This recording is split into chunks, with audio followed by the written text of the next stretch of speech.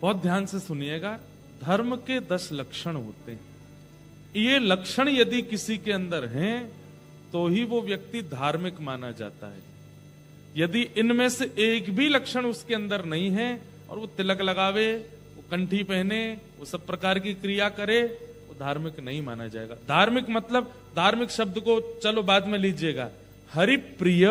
हरिप्रिय मतलब हरि को जो प्रिय है। ठीक है, इनकी कुहुक अच्छी है, लेकिन फिर भी इनकी माताएं थोड़ा ध्यान दे लें, नए कुहुक कम करवा लें। उनको लगा महाराज जी ने खुली छूट तो दे दी, ले बेटा चिल्ला दे।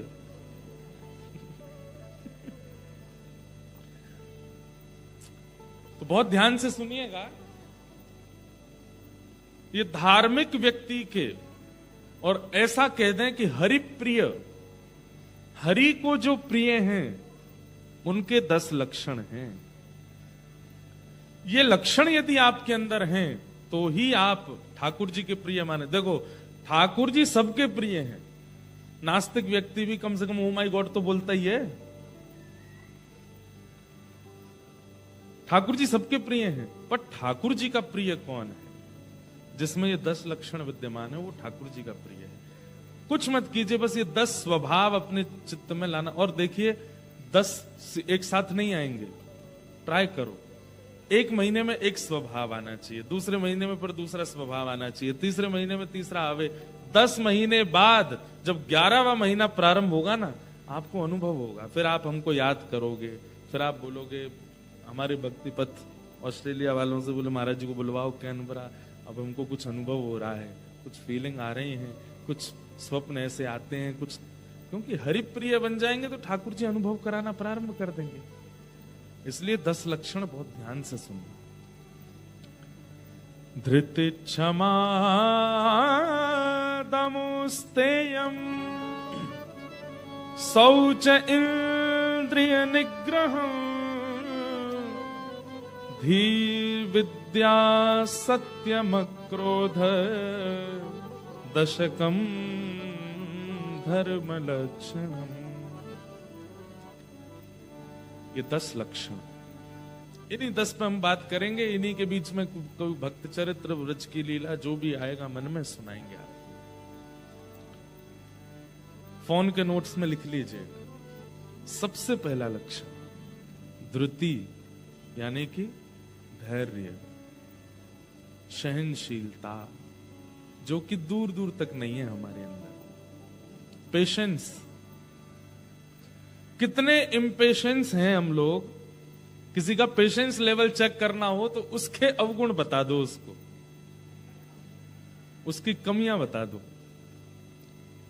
कोई कितना भी बढ़िया व्यक्ति क्यों ना हो, ठीक है, पार्लियामेंट में उसकी पूंछ है, यहाँ के एमपी से उसकी जानकारी है, बड़े बड़े जो है ऑस्ट्रेलियन गवर्नमेंट के लोग उससे मिलते रहते हैं, उस पर इतना बड़ा बंगला है, गाड़ी है, सब कुछ है, सारे गुणों से युक्त व्यक्ति ऐसा दिखाएगा, मेरा तो बहुत सिस्टमेटिक जीवन जीता हूं, मैं सुबह 6 बजे उठ जाता हूं, उसके बाद मेडिटेशन करता हूं, योगा करता हूं, ध्यान करने के बाद में फिर मैं स्नान वगैरह करके फिर मैं सूप पीता हूं, ऐसे अल्प भोजन करता हूं, मिलेट्स खाता हूं, गेहूं तो मैं छूता ही नहीं हूं। कई लोग, मैं ऐसे मिलता हूं ना लोगों से। उसके बाद मेरा नियम है, मैं लेदर की चीजें नहीं पहनता, मैं कपड़े के वस्त्र वो चप्पल पहनता हूं, जूते पहनता हूं, आदि आदि सब कुछ बताएगा। इतना अपने आप को पेशेंस युक्त उसने बता दिया। आपको केवल उसका एक अवगुण उसकी पत्नी से पूछ लो, या उसके किसी मित्र से कहीं से उसका एक अवगुण पता। क्योंकि इस संसार में चाहे महाराज जी हो, चाहे विधाता हो, चाहे कोई भी हो, परमात्मा के अलावा ब्रह्मा से लेकर के चैंटी तक एक भी ऐसा नहीं है जिसमें कोई अवगुण ना हो। सबके अंदर अवगुण है। और जैसे ही व्यक्ति आपका अवगुण आपके सामने बताता है, तुरंत पेशेंस लेवल चेक हो जाता है। कैसा पेशेंस? भैया बहुत अच्छी बात है, तुम सब कुछ है, लेकिन पता नहीं क्यों हमको तुम्हारे मुख से ना बड़ी चतुराई दिखते। चतुर हो तुम भीतर से, थोड़े चंट चालू से लगते हो हमको। स्पष्ट बोल। कई लोग होते हैं ना, हम तो जो होता मुंह पे बोल देते हैं। ऐसे लोग कभी किसी की सच्चाई बता दो, तुम तो ऐसे दिखते हो हमको, चेहरे का रंग बदल जाएगा, कहने का ढंग बदल जाएगा, मुखमंडल पे जितना ग्लो था ना सब लाल पड़ जाएगा। मेरी सच्चाई कैसे बता दी? पेशेंस का मतलब ये नहीं होता कि आप सह रहे हैं, कोई आपको सुना रहा है आप सह रहे हैं, भूख लग रही है भोजन नहीं मिल रहा आप सह रहे हैं।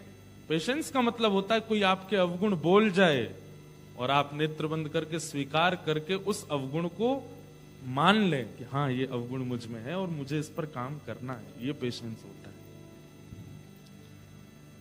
पेशेंस का मतलब स्थिरता नहीं होती, वह भी है पर वो करना इतना मुश्किल नहीं है।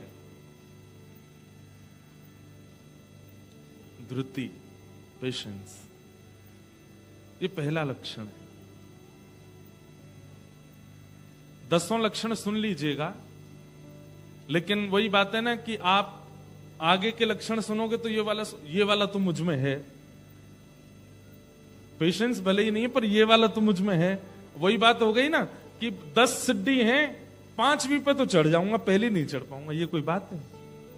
आपको जो ये लग रहा है ना कि आप 5वीं पे चढ़ गए हो, वो गलत फीलिंग आ रही है आपको। आप पहली नहीं चढ़ोगे तो 5वीं तक नहीं पहुंच सकते। वो केवल ऐसा कह लें कि वो केवल आपको लगता है कि वो आप उसमें निपुण हो, लेकिन आप उसमें निपुण हो नहीं, क्योंकि पहला नहीं होगा तो दूसरे पर नहीं, दूसरा नहीं तो तीसरा नहीं, तीसरा नहीं तो 5वां भी नहीं।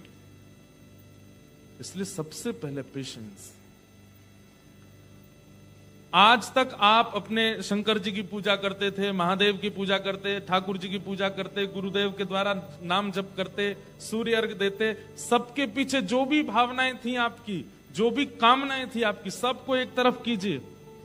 कल से जो भी कुछ करेंगे उसके पहले सबसे पहले, हे ठाकुर जी मुझे धैर्यवान बनाओ, मेरे अंदर धैर्य आ जाए।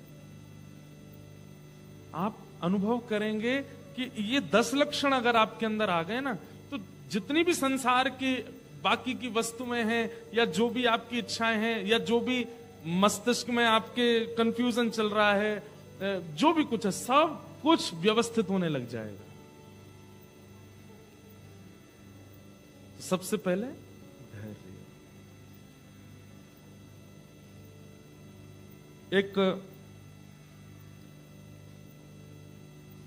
पक्षी होता है गौरैया। एक बार गूगल करके देखना उसको इंग्लिश में क्या बोलते हैं गौरैया पक्षी को। हाँ? स्पैरो। स्पैरो तो हो गया, अच्छा, गौरैया छोटा सा होता है स्पैरो।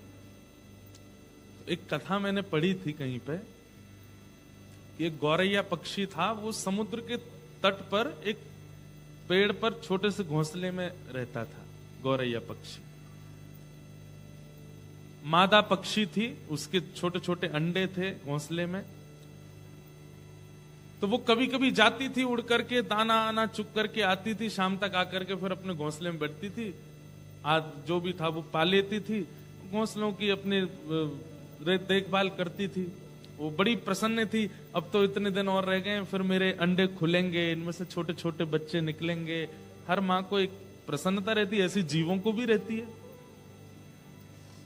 वो प्रतीक्षा कर रही थी बस कि उसके जो घोंसले में अंडे हैं उनमें से बालक बाहर आएंगे।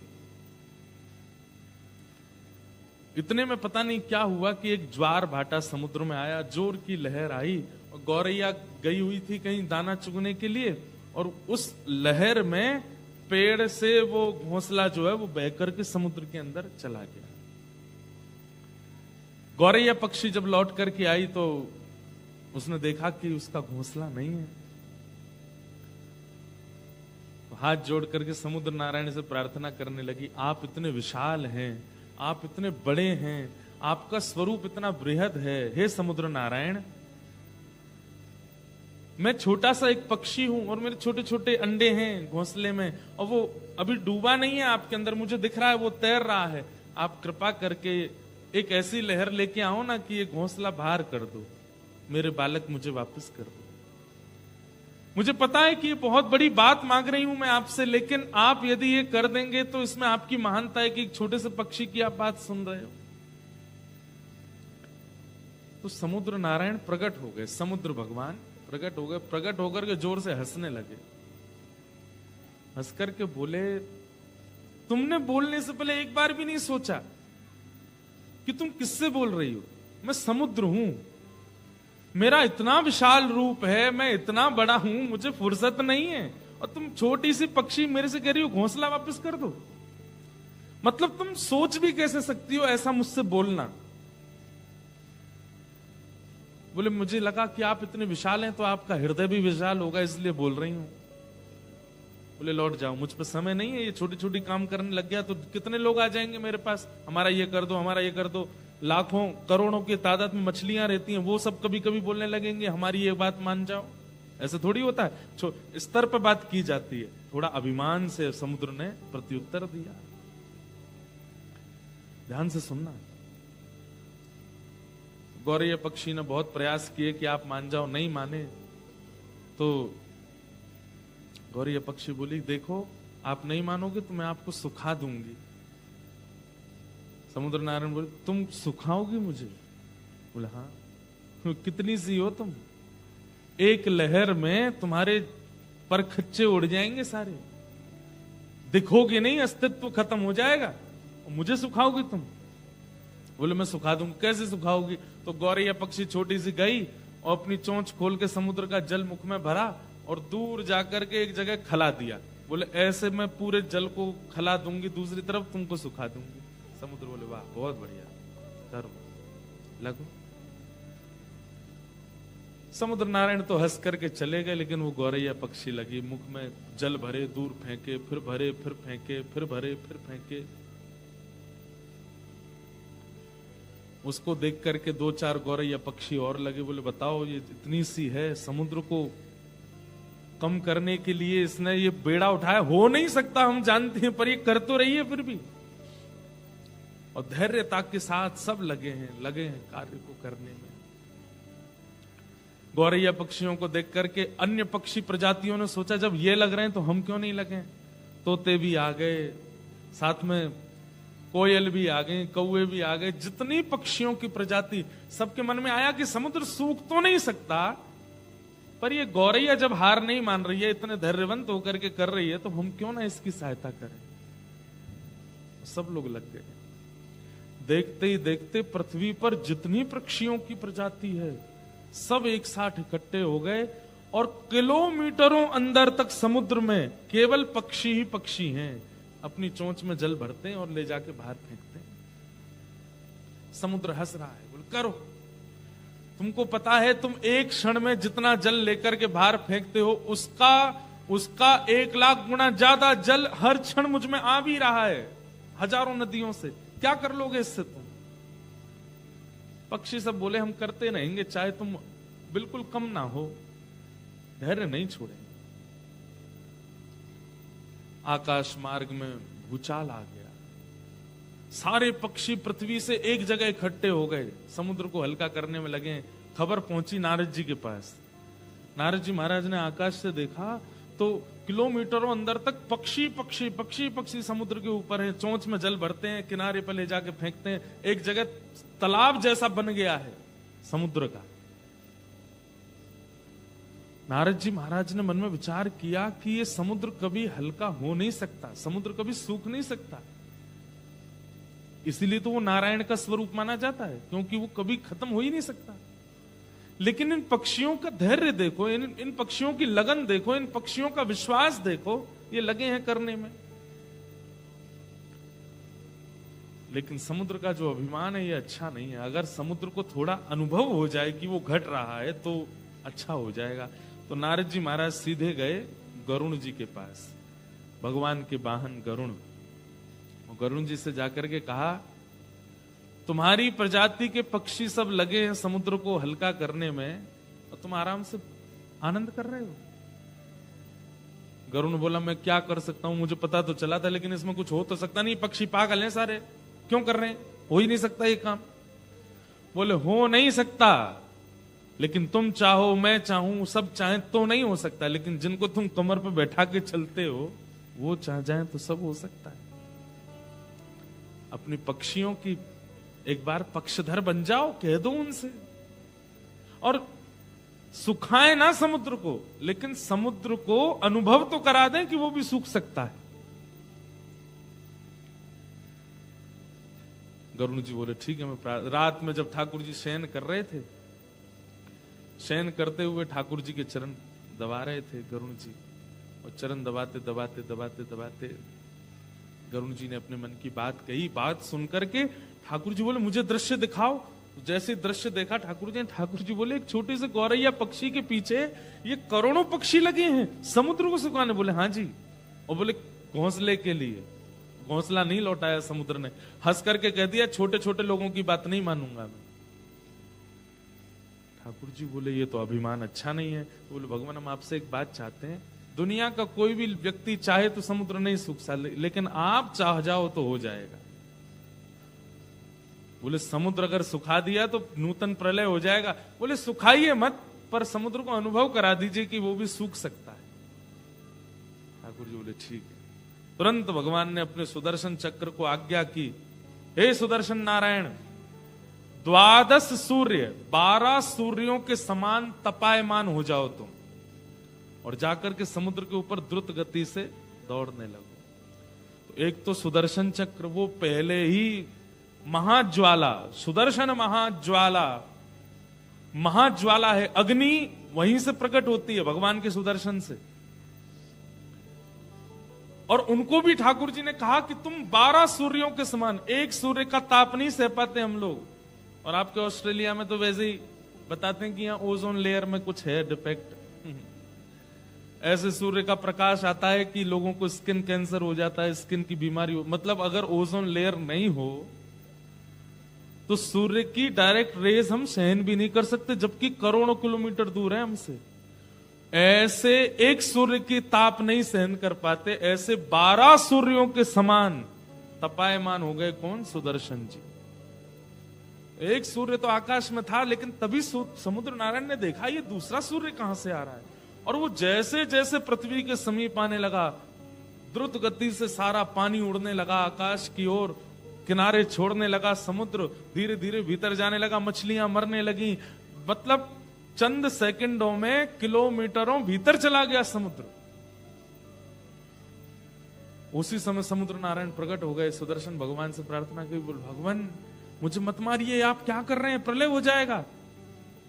बोले तुमने अभिमान कैसे किया कि तुमको कोई सुखा नहीं सकता। बोले आपको किसने भेजा? बोले मुझे भगवान ने भेजा। बोले किसकी सहायता के लिए भेजा? बोले गौरैया की सहायता के लिए भेजा, तुमको सुखाने की आज्ञा की। अरे भगवान मुझे मत सुखाइए, आज्ञा कीजिए, आज के बाद ऐसा मान नहीं करूंगा, मुझे क्या सेवा करनी है। बोले घोंसला ले जा करके सप्रेम सहर्ष गौरैया को दे दो। वही विशाल समुद्र छोटे से घोंसले को लेकर के आए और गौरैया के चरणों में धर दिया। एक छोटी सी गौरैया के लिए समुद्र सूखने की स्थिति में आ गया। किसके प्रभाव से? केवल धैर्य, धैर्य की ताकत। बंधुओं, आज की तारीख में वही धैर्य शून्य के समान है हमारे चित्त में। जो व्यक्ति सहना सीख जाता है, सहनशील बन जाता है, धैर्यवंत हो जाता है, उसके कार्य में भी लगन होगी, उसकी सफलता भी प्राप्त होगी। उसको जो आप देवी देवताओं के पास जा जा करके मांगते हैं, टोने टोटका कर करके मांगते हैं ना, वो सब आपको केवल धैर्य से प्राप्त हो जाए। लेकिन वही हम धारण नहीं करते। धैर्य धारण करो। धत्ते धैर्यम तु यो धीमन, श्रीमद् भागवत जी में आज्ञा करते हैं कि धैर्य धारण करो। तो हरिप्रिय यदि बनना है, तो हरिप्रिय बनने के लिए जो 10 लक्षण हैं, उनमें सबसे पहला लक्षण क्या है? धैर्य is equal to patience. Surdas ji Maharaj भगवान के परम भक्त, जिनके अंदर सारे गुण हैं, लेकिन तब भी ठाकुर जी के सामने खड़े होकर के कहते हैं, मौसम कौन कुटिल खल का, मौसम कौन कुटिल खल का, मौसम कौन कुटिल खल का, मौसम कौन कुटिल खल का, जो तन दियो ताहि बिसरायो, जो तन दियो ताहि बिसरायो, ऐसो नमक हरामी मौसम, ऐसो नमक हरामी मौसम, कौन कुटिल खल का, मौसम कौन कुटिल खल का। ये बात क्यों कह रहे हैं हम? सूरदास जी जैसा कोई कामी, अरे काम उनको स्पर्श नहीं करता दूर दूर तक, कुटिलता दूर दूर तक नहीं है सूरदास जी में,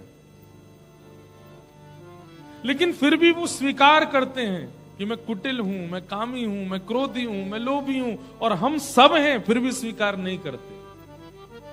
हमारे अंदर सारे अवगुण हैं। कथा में जब वक्ता बताते हैं ना कामी व्यक्ति के लक्षण, क्रोधी के लक्षण, तो लोग बाग चर्चा करते हैं, ये हमारे पड़ोस में एक रहता, उसमें ऐसा ही है, वो ऐसा ही है। हमारे एक दूर के फूफा जी हैं, उनमें यही वाला लक्षण है, और तुम में, हम तो परम पवित्रम, हम में कुछ नहीं। भैया जैसे रोज शीशा देखते हैं ना, तो शीशा में अपने आप को देख करके अपने बाल ठीक कर लेते हैं, अपनी आंखें ठीक कर लेते हैं, अपने गाल ठीक कर लेते हैं, अपने वस्त्र ठीक कर लेते हैं, फिर हम निकलते हैं। ऐसे ही ये सत्संग जो है ना, ये कथा जो है ना, ये गुरुवाणी जो है ना, ये क्या है? ये दर्पण है, ये आपके अंदर की स्थिति दिखाती है। यहां देख करके स्वीकार किया करो और उसमें परिवर्तन करने की इच्छा लाया करो। तो हरि प्रिय यदि बनना है, ठाकुर जी का प्रिय यदि बनना है, तो सबसे पहला लक्षण क्या है? धैर्य। किसमें धैर्य नहीं था? मुझे एक नाम बता दीजिए आप कि इसने बिल्कुल धैर्य नहीं था और इसको ठाकुर जी मिल गए। मीराबाई। कितनी प्रतीक्षा की मीराबाई ने, पता है आपको? कल ही मैं बता रहा था सिडनी में, एक दिन प्रतीक्षा करी, 1 महीना, 1 साल, 1 जन्म, 2 जन्म नहीं, 1 युग। कितने? 1 युग। द्वापर में ठाकुर जी ने कहा था कि मैं तुमको मिलूंगा, जब ये माधवी नाम की गोपी थी। और कब जाके मिले ठाकुर जी? कलयुग में, जब ये मीरा बन करके है, तब ठाकुर जी मिले। 1 युग तक ठाकुर जी ने प्रतीक्षा करवाई, और प्रतीक्षा वही कर सकता है जिसमें धैर्य हो। सबरी के गुरुजी चरण दबा रही थी। सबरी अपने गुरुदेव से कहती है कि मुझे सबने तुच्छ ही समझा, मुझे आज तक सबने बुरा भला ही कहा गुरुदेव, तो अब तो मुझे ऐसा लगने लगा है कि जो लोग मेरे बारे में बोलते हैं मैं वैसी ही हूं क्या? मुझे कभी ठाकुर जी नहीं मिलेंगे। गुरुदेव कह गए थे, बोले सबरी तू बस प्रतीक्षा कर, ठाकुर जी मिलेंगे। बंधुओं, कितने साल प्रतीक्षा की सबरी ने। हम आप सब लोग तो प्रतीक्षा ही नहीं कर पाते। इस बार हम एडिलेड नहीं जा पाए। एडिलेड से इतने फोन आए, मेरे को लगता है मेलबर्न, सिडनी, सब जगह के फेल हो जाते, इतने वैष्णव हैं एडिलेड में। एक ज्यादातर सिडनी आ गए, मेलबर्न आ गए लोग कथा सुनने एडिलेड से। तो एक व्यक्ति मुझसे आके बोला, महाराज जी अगले साल आओगे ना? मैंने कहा हाँ देखेंगे गिरधर। अगली साल अगर आप नहीं आए तो मैं मैं वचन ले लूंगा, मैंने क्या आपकी कथा ही सुनना बंद कर दूंगा, क्योंकि सुनेंगे तो तड़पेंगे और आप आओगे नहीं। तो मैंने कि भाई तो 1 साल में इतनी हो जाएगी तेरी स्थिति। सबरी को तो छोड़ देने चाहिए थे राम जी। राम जी ने 500 साल लगाए सबरी को दर्शन देने में, और इतने दिन तक हर दिन एवरी डे, 2-3 दिन नहीं, एवरी डे। सबरी का नियम क्या है?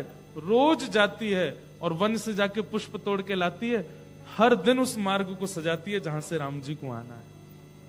हर दिन खिचड़ी बनाती है, हर दिन हलवा बनाती है, हर दिन रोटी बनाती है, और बना करके सब कुछ तैयारियां करके प्रतीक्षा करती है, आ रहे होंगे। और जैसी संध्या हो जाती है, राम जी नहीं आते, झाड़ू से सारे पुष्पों को बीन लेती है, जो सामग्री बना के लाई उसको संतों में बांटे आती है, कुछ वंचर जीवों को खिला देती है, जो बचता है स्वयं पा लेती है, और फिर रात में सब व्यवस्थित करके आएंगे, कल आएंगे ठाकुर जी, सो जाती है। फिर अगले दिन प्रतीक्षा करती है। हम में धैर्य है कहां? आज ठाकुर जी मिलते क्यों नहीं है हम लोगों को? क्योंकि धैर्य नहीं है। अब भी चाहिए, हनुमान चालीसा बोली तो अभी मेरा सिर दर्द ठीक होना चाहिए। अभी अभी मैंने गुरु दीक्षा ली है, मुझ पर अभी ही कृपा होनी चाहिए। भाई हम लोग क्या है, एलोपैथी के इतने ज्यादा अधीन हो गए कि इंजेक्शन लगते ही असर होना चाहिए। तिलक लगा लिया, वृंदावन हुआ है, दर्शन कर आए, अब तो हमारे जीवन में सुखी सुख होना चाहिए, फिर भी दुख आ रहा है। वृंदावन हुआ है, वापस लौट करके ऑस्ट्रेलिया आए, एयरपोर्ट से जैसे ही आ रहे थे, सामान उतारने में और फ्रैक्चर आ गया पैर में। मैंने कोई अपराध कर दिया, श्री जी नाराज हो गई मुझ पर। इतनी जल्दी डिसीजन ले लिया आपने। धैर्य नहीं है हमारे चित्त में।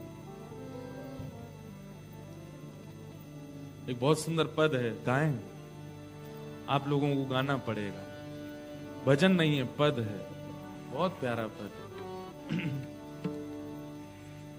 जामग मेरो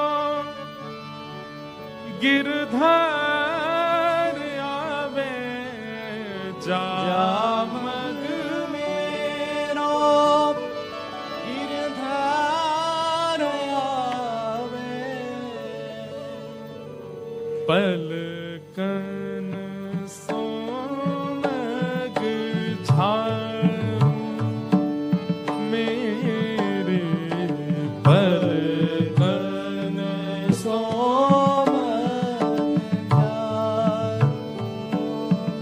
समझ में आ रहा है? ब्रज भाषा में है, पलकन सो मग झाड़ू। जैसे आपके घर कोई आते हैं तो आप पूरे, आजकल लोग क्या करते हैं, वो लैंप लगा देते हैं, उस मार्ग को साफ कर देते हैं, झाड़ू लगा देते हैं, पोंछा कर देते हैं। कोई संत आवे, कोई रसिक आवे, पुष्प बिछा देते हैं, बहारों फूल बरसाओ मेरा महबूबा है। बारात जब जाती है तब भारत में देखने लायक मंजर होता है। दुल्हा जब घोड़ी पर बैठ करके जाता है, सेहरा वेरा बांध करके, क्या कैसा भी हो बेचारा, काना भेड़ा काला जैसा भी हो, लेकिन जब बारात निकलती है तो देखो क्या चारों तरफ लैंप चल रही हैं, वो क्या बोलते हैं, अनार दाने फूट रहे हैं। उसकी सालियां काले कलूटे जीजाजी के लिए गा रही हैं, खूब बढ़िया बढ़िया, अरे हमारे जीजाजी ऐसे हैं। अब कोई काला व्यक्ति बुरा नहीं मानना, हमारे ठाकुर जी कारे हैं, श्री कृष्ण भी तो कारे हैं। एक बात याद आई, जब रुक्मणी जी का ठाकुर जी से विवाह होना था ना, तो ठाकुर जी तो पहले हरण करके ले गए रुक्मणी जी को। तो रुक्मणी जी ने पहले ही बता दिया था ठाकुर जी को, जब बाद में सुलह हो गई कि नहीं हम बारात लेके आएंगे, विधिवत विवाह करेंगे, ये भागदौड़ करके विवाह नहीं होगा। तो रुक्मणी जी बोली, आप बारात लेके कौंडिन्यपुर आ तो जाइएगा, लेकिन कोई उम्मीद मत रखिएगा। क्यों? हमारे कौंडिन्यपुर में आपको कोई पसंद नहीं करता। ठाकुर जी से बोली, क्यों? बोले सब मुझे यही बोलते रहते हैं, बोले तुमने कैसे से ब्याह कर रही हो, काला दूसरी बात कहते हैं कैसे से ब्याह कर रही हो, 3 जगह से टेढ़ा। अरे भाई कम से कम सुंदर नहीं है तो सीधा साधा तो देख लो, हाथ पांव तो टेढ़े मेढ़े नहीं हो उसके, 3 जगह से टेढ़ा है, पैर भी टेढ़े, कमर भी टेढ़ी, सिर भी टेढ़े हैं नहीं ठाकुर जी, पर उनकी आदत है, खड़े ऐसे ही होते हैं वो। और अंतिम बात रुक्मणी जी कहती हैं, हमारे कौंडनपुर में ये भी कहते हैं कम से कम ये तो देख लेती कि माता पिता एक हों, जो 2 माता जी पिताजी इनके। मुकुट धर सांवरे लाला, 2 बापन के जाए, एक द्वारिका में बसे दूजे गोकुल राय। एक वसुदेव जी, एक नंद बाबा, एक देवकी मैया, यशोदा मैया। हमारे कौंडनपुर में ये भी कहते हैं कि कैसे से ब्याह कर रही हो, धरती पर नहीं रहता, राजाओं के डर के मारे समुद्र के बीच में नगरी बना के रहता द्वारिका। इसलिए आप उम्मीद मत करिएगा कि आपका बहुत स्वागत होगा कौंडनपुर में। आप अपनी तरफ से बढ़िया बारात लेके आना, पर वहां कोई उम्मीद मत रखिएगा। ठाकुर जी ने सारी बात सुनी, बोले ठीक है हम आ रहे हैं, आप जाओ। रुक्मणी जी वापस कौंडनपुर आ गई, ठाकुर जी बारात लेकर के गए।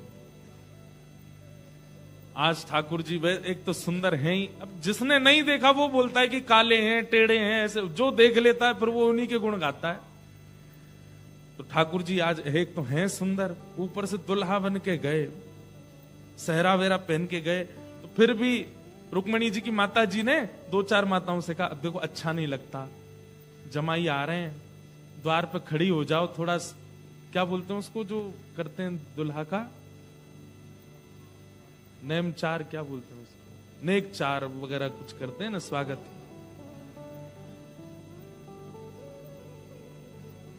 दो चार माताएं तो चली जाओ बाहर, पुष्प वर्षा कर देना। तो जो माताएं बाहर गई ना वो भी मुरझे हुए फूल लेके गई। बोले कार्य पे क्या डालना है, ऐसे डाल देंगे, अब खाना पूर्ति तो करनी है। मतलब किसी का मन था ही नहीं कि रुक्मणी जी का विवाह कृष्ण से हो। बारात आई, सब यदुवंशी नाच रहे हैं। अब यदुवंशी तो सब सुंदर, लोग बात करें, बोले यदुवंशी तो सब सुंदर हैं, बोले यही सुंदर हैं, वो सुंदर नहीं है, काला है, हमने सुना है काला है, ऐसा है वैसा है। लेकिन जैसे ही ठाकुर जी आए घोड़ी पे बैठ करके, त्रिभुवन कमनम तमाल वर्णम रविकर गौरवरांबरम दधाने वपुललककुला वृताननाब्जं विजय सखेरतिरस्तु मे नवद्य। नियम ऐसा है कि जब बारात आती है तो माताएं गारी गाती हैं, जमाई को गालियां देती हैं, वो सगुन होता है गारी सुनाना। तो गारी गा रही थी बेमन से, तुम ऐसे हो, तुम वैसे हो, आदि आदि। इतने में कहा अरे बारात आ गई, देखो दुल्हा देख तो ले। अरे कहा देखना उसको, अरे देखो तो एक बार। जैसे ही उन्होंने ठाकुर जी को देखा, हमारे ठाकुर जी एक तो सीधे सीधे दिख जाएं तो ठीक भी है, लेकिन ये जबरदस्ती ऐसे मुख करके तिरछी नजर से अगर देखें कटाक्ष नेत्रों से तो हालत ही खराब हो जाती है। जबरदस्ती उन गोपियों को ऐसे ही देख रहे हैं जो कौंडनपुर की इनकी सालियां बनने वाली हैं, उनको ऐसे ऐसे करके ये ऐसे कटाक्ष नेत्रों से देखें और ऐसे अपने नेत्रों को घुमावें। बस वो नेत्र देख करके सबकी जीभ पलट गई और जो गारी ठाकुर जी को देनी थी वो रुक्मणी जी के पिताजी को देने लगी, सब जो जमाई को देनी थी वो ससुर जी को देने लगी। और दौड़ करके सब बस किसी कोई पैर कहीं रख रही है, जा कहीं रही है, बोल कुछ रही है, निकल कुछ रहा है, ऐसी स्थिति सबकी हो गई। और सब दौड़ करके रुक्मणी जी के पास गई। बोले अरे रुक्मणी तेरे भाग्य की क्या था? बोले क्यों? बोले बारात आई, दुल्हा देखे हमने। अरे कौन के ये कारे हैं, कौन के ये ऐसे हैं, कौन के टेढ़े हैं? अरे ये वैसे कारे नहीं है, ये काले हैं तो ये कृपा है हमारे ऊपर, ये गोरे होते तो प्राणी निकल गए होते इनको देख के। ये सीधे नहीं है, ये कृपा है हमारे ऊपर। ये टेढ़े मेढ़े हैं, त्रिभंग बन करके खड़े हैं, ये लचक लचक के चलते हैं, ये कृपा है। अगर ये सीधे चलते तो गले काट काट करके न्योछावर कर देते इनके ऊपर। हमारे ब्रज में कहते हैं कृष्ण लला तुम होते लली तो गरे कट जाते करोड़न के।